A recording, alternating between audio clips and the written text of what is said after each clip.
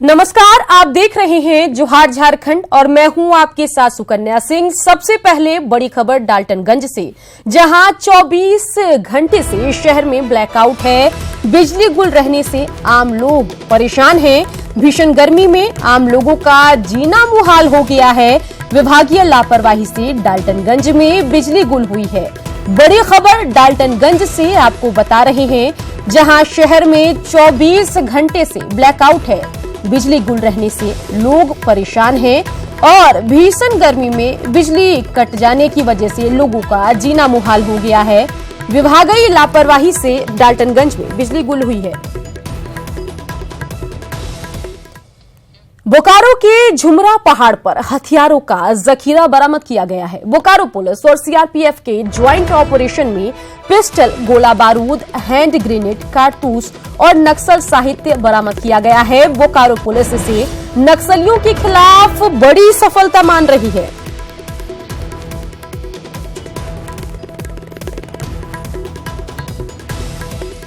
इसी खबर पर ज्यादा जानकारी के साथ संवाददाता ज्ञानेंदु फोन लाइन से हमारे साथ जुड़ गए हैं। ज्ञानेंदु, यहां पर बड़ी सफलता मिली है बोकारो पुलिस और सीआरपीएफ के ज्वाइंट ऑपरेशन में, क्या कुछ जानकारी आपके पास है, बताइए।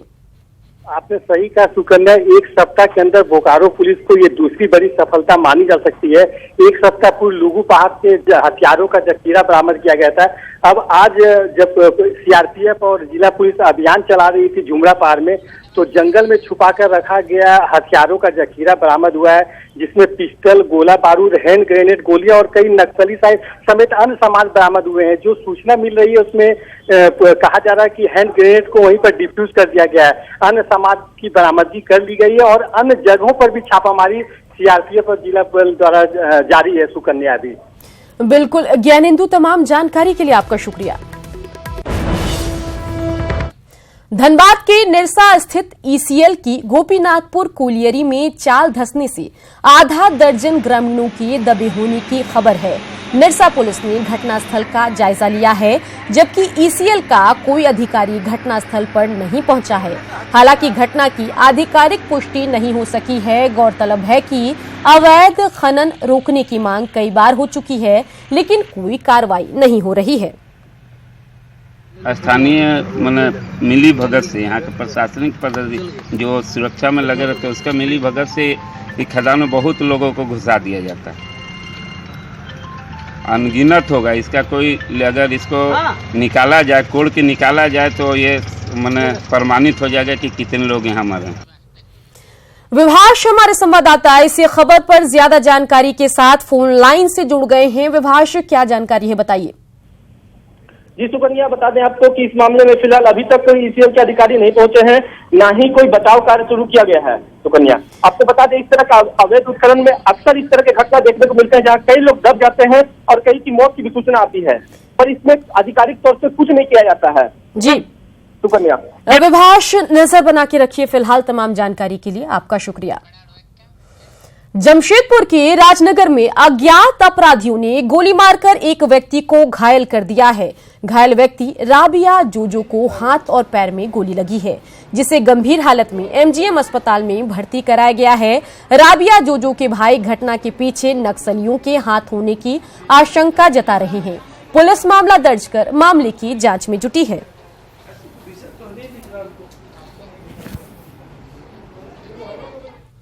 सरायकेला के जेएमएम विधायक चंपाई सोरेन पर शिकंजा कसने जा रहा है। 25 साल पुराने मामले में सरायकेला के एसपी चंदन सिन्हा ने जेएमएम विधायक के खिलाफ जांच के आदेश दिए हैं। चंपाई सोरेन फिलहाल इस मामले में जमानत पर हैं। एसपी का कहना है कि इस मामले में विधायक चंपाई सोरेन समेत अन्य आरोपियों के खिलाफ पर्याप्त सबूत हैं। इसके बावजूद आरोप पत्र दायर नहीं किया गया है। इस मामले में चंपाई सोरेन समेत अन्य पर झारखंड आंदोलन के नाम पर विस्फोटक जमा करने का आरोप है। मुख्य मुद्दा यह है कि 1993 के मार्च महीने में एक घटना घटी थी, जिसमें झारखंड के आंदोलनकारी लोग जो है वो विस्फोटक जमा किए गए थे और उस विस्फोटक के फटने से 3-4 व्यक्तियों की मृत्यु हो गई।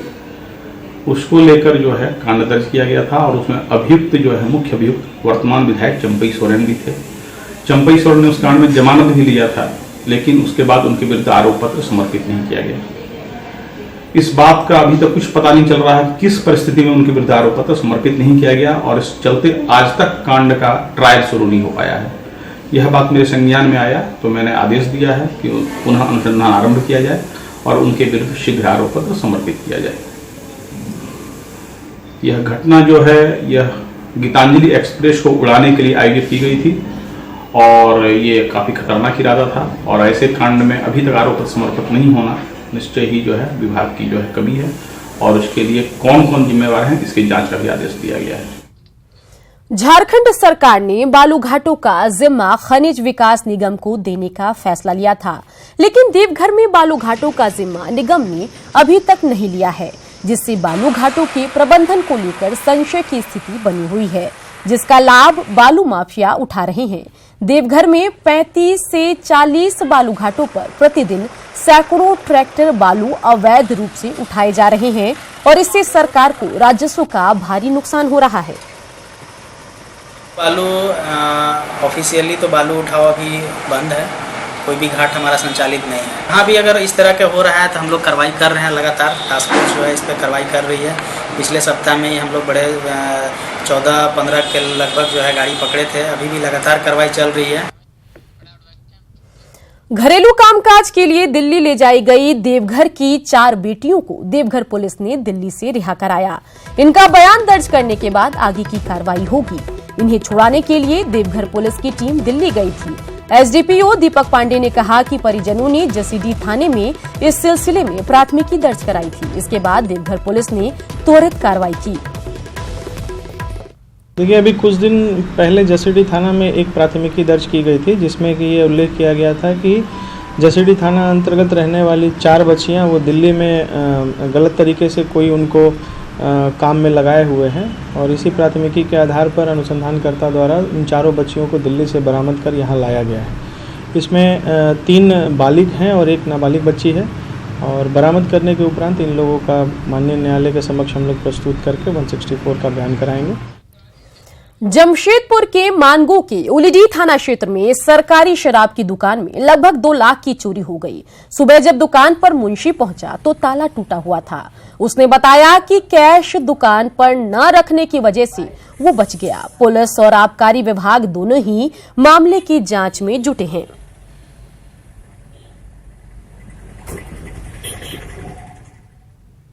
ये शराब का दुकान है, सरकारी शराब दुकान। अच्छा।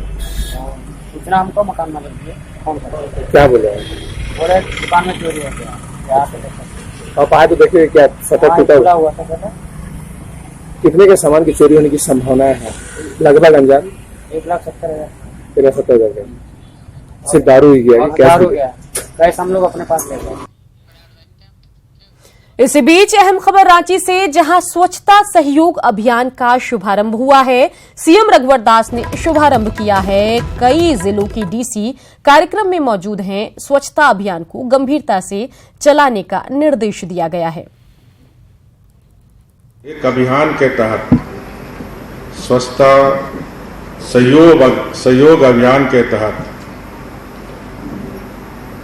स्वच्छ भारत बनाने में जो अपनी भूमिका अदा कर रहे हैं, इसके लिए स्वच्छता पेयजल विभाग झारखंड सरकार को बहुत बहुत बधाई। सार्वजनिक स्वच्छता और सार्वजनिक सफाई, इस बारे में हमें एक उत्तरदायी समाज की भूमिका के रूप में हम सबको अपनी जिम्मेदारी निभानी है। रांची के बिरसा मुंडा एयरपोर्ट से आज से 3 और कल से 2 फ्लाइट बंद हो रहे हैं। एयर एशिया की कोलकाता रांची दिल्ली फ्लाइट, दिल्ली रांची कोलकाता फ्लाइट, हैदराबाद रांची, हैदराबाद और भुवनेश्वर रांची, भुवनेश्वर की उड़ान आज से बंद हो रही है। फ्लाइट बंद करने के पीछे कम यात्रियों का हवाला दिया जा रहा है। वहीं आम यात्री इस फैसले से बेहद निराश हैं।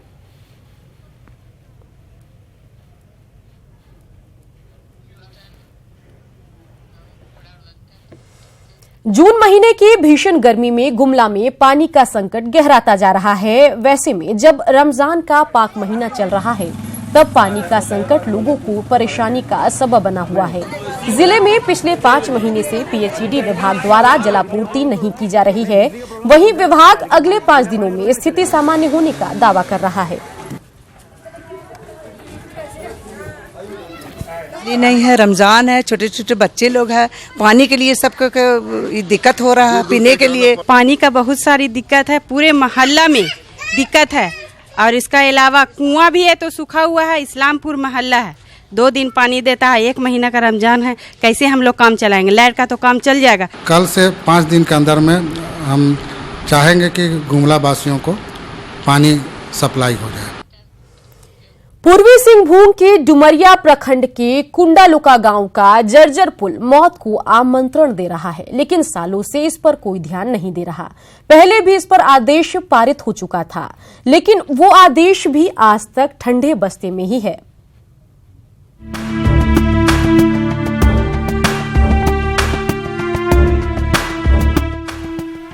इस पुल से गुजरना है तो दिल थाम लीजिए, जान हथेली पर रख लीजिए और मन में भगवान भगवान जपते जाइए। जी हां, पूर्वी सिंहभूम के डुमरिया प्रखंड कार्यालय को जोड़ता कुंडालुका गांव के इस पुल को देख ऐसी नौबत आ ही जाती है। बावजूद इसके सालों से 8 गांव के ग्रामीण इसका इस्तेमाल बस इसी आस में कर रहे हैं कि शायद सूबे के मुखिया का ध्यान इस ओर आ जाए। बहुत डर लगता है, जब यहाँ से हम लोग गुजरते हैं तो बहुत भय होता है कि हम लोग कहीं ना कहीं गिर जाएंगे, क्या हो जाएंगे, इसीलिए आने जाने में दिक्कत होता है। जब बैलगाड़ी जैसे गुजरते हैं ना हम लोग का, तो सब हम लोग भय में रहते हैं कि हम घर पहुंचेंगे नहीं पहुंचेंगे, कब ध्वस्त हो जाएगा बीच रास्ता में, नहीं तो सब बैल और सब आदमी भी हम लोग नीचे दब जाएंगे। दरअसल 1990 में बने इस पुल की मरम्मत न होने से इसका ये हाल हुआ है। तब से ही इसे दोबारा बनाने की मांग उठने लगी। यहाँ तक कि रघुवर दास के उप मुख्यमंत्री काल में इस पर आदेश भी पारित हुआ, लेकिन नतीजा सिफर ही रहा। इसके पहले पुल आप लोग देख रहे हैं 1990 में बना है, इतना खराब हो चुकी है, कभी भी किसी भी टाइम ग्रामीण इस रास्ता से आने जाने में बहुत कठिनाई हो रही है। किसी भी टाइम यहाँ मौत की घटना घट सकती है। एक बार फिर ग्रामीण इस पुल को बनाने के लिए जोर लगा रहे हैं ताकि बारिश के मौसम में कोई बड़ी दुर्घटना न घटे। अब देखना यह है कि प्रशासन और सरकार इस ओर कब ध्यान देती है। घाटशिला से न्यूज 18 के लिए प्रभंजन कुमार की रिपोर्ट। और अब एक अहम जानकारी। न्यूज 18 बिहार झारखंड लेकर आ रहा है एजुकेशन एक्सपो। 2 और 3 जून 2018 को 11 बजे से अशोका इंटरनेशनल कन्वेंशन सेंटर ज्ञान भवन पटना में आयोजित news 18 Bihar Jharkhand education expo में शिक्षा जगत की कई जानी मानी हस्तियां शिरकत करेंगी। हमारी इस अनूठी पहल का हिस्सा बनकर करियर की उम्दा जानकारी पाइए और सफलता के मार्ग पर अपने कदम आगे बढ़ाइए। पिछले कुछ दशकों से भारत में बच्चों के कुपोषण के मामलों को देखते हुए नेटवर्क 18 ने मिशन पोषण भविष्य रोशन अभियान शुरू किया है। हॉर्लिक्स के साथ मिलकर चलने वाले इस अभियान के तहत भारत में न्यूट्रिशनल स्टैंडर्ड को बढ़ाने और बच्चों में कुपोषण को घटाने के लिए काम शुरू हो चुका है। इस मिशन के ब्रांड एम्बेसडर बिग बी यानी अमिताभ बच्चन को बनाया गया है। ये मिशन पीएम मोदी नरेंद्र मोदी की उस अपील से प्रेरित है जिसमें उन्होंने कहा था कि बच्चों में कुपोषण की समस्या की तरफ ध्यान देना जरूरी है, जिससे देश का हर बच्चा एक उज्जवल और स्वस्थ भविष्य की तरफ आगे बढ़ सके। अमिताभ बच्चन ने भी ट्वीट के जरिए इस अभियान को लेकर खुशी का इजहार किया है। आपसे भी अपील है कि आप भी नेटवर्क 18 के इस मिशन को ज्वाइन करें और भारत के भविष्य को सेहतमंद बनाएं।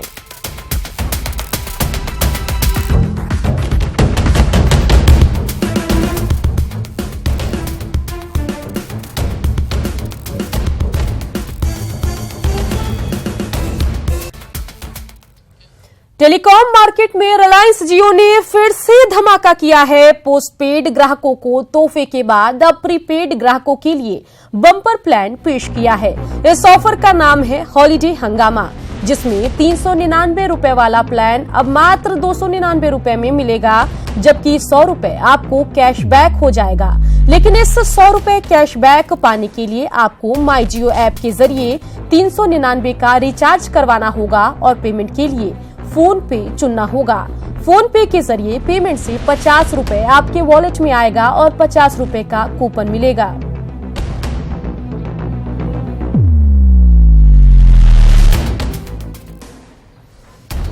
इसी बीच अहम खबर रांची से, जहां रामविलास पासवान का स्वागत किया गया है। मंत्री सरयू राय ने पासवान का स्वागत किया है। एलजेपी कार्यकर्ताओं ने भी रामविलास पासवान का स्वागत किया है। केंद्र सरकार की उपलब्धियों की जानकारी देने पासवान रांची पहुंचे हैं। अहम खबर आपको बता रहे हैं रांची से, ये बड़ी खबर है। भीषण गर्मी के बीच रांची का जोन्हा फॉल सूखने के कगार पर है। ऐसे में पर्यटकों की संख्या घट गई है। रिपोर्ट देखिए। गर्मी का कहर न सिर्फ शहरी क्षेत्र में बल्कि ताल तलैया और जंगली क्षेत्र में भी देखने को मिल रहा है। आप देख सकते हैं, मैं अभी जोन्हा फॉल के पास खड़ा हूं। ये अमूमन जब बरसात का समय होता है या पूर्व की अगर हम बात करें तो यहाँ पूरी पानी यहाँ भरी हुई होती है। ऊपर से जो फॉल गिर रहा होता है उसमें काफ़ी ज़्यादा पानी गिरता है। लेकिन अभी जो है स्थिति यह है कि बहुत थोड़ा पानी आ रहा है। वो भी स्थानीय लोग बता रहे हैं कि अभी पिछले 2 दिनों से जो हल्की फुल्की बारिश हुई है उसकी वजह से यह पानी आ रहा है।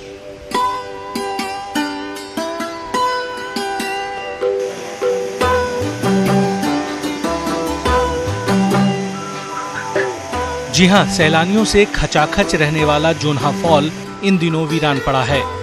फॉल में पानी न होने की वजह से इक्के दुक्के पर्यटक ही यहां दिख रहे हैं, जिसका सीधा असर यहां के स्थानीय लोगों पर पड़ा है, जो पर्यटन के जरिए ही अपनी आजीविका चलाते थे।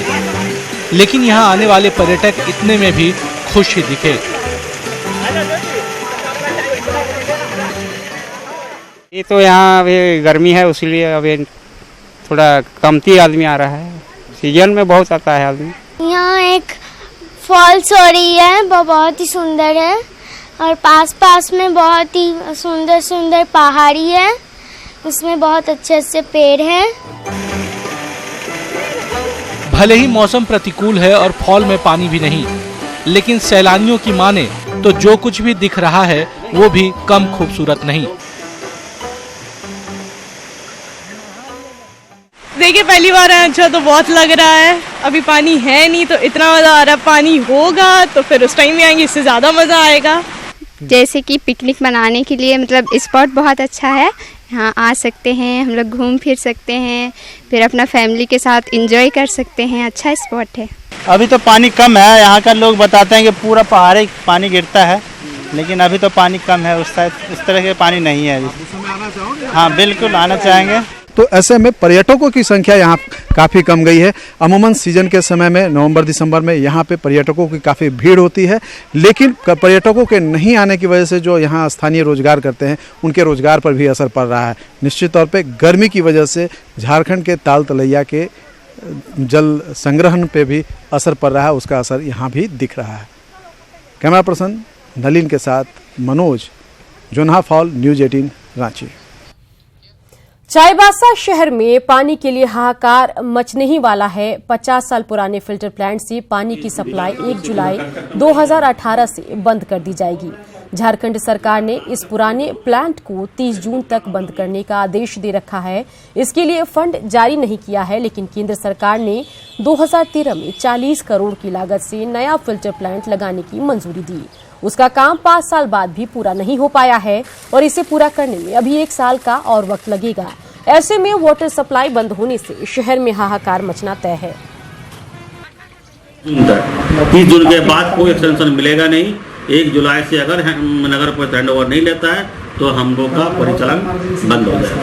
मतलब पूरे शहर में जलापूर्ति, बिल्कुल आउटसोर्सिंग बंद हो जाएगा, जलापूर्ति बाधित हो जाएगी। हम इसको सरकार लेवल पर रखेंगे और इसका उससे पहले ही हल निकालने का हम लोग प्रयास करेंगे, ताकि आम जनता को और शहर के जो भी लोग हैं उनको पानी के लिए परेशानी नहीं उठाना पड़ेगा। और ज़रूरत पड़ा यदि सरकार इस पर ध्यान नहीं दिया तो उसके लिए हम लोग आंदोलन खड़ा कर देंगे।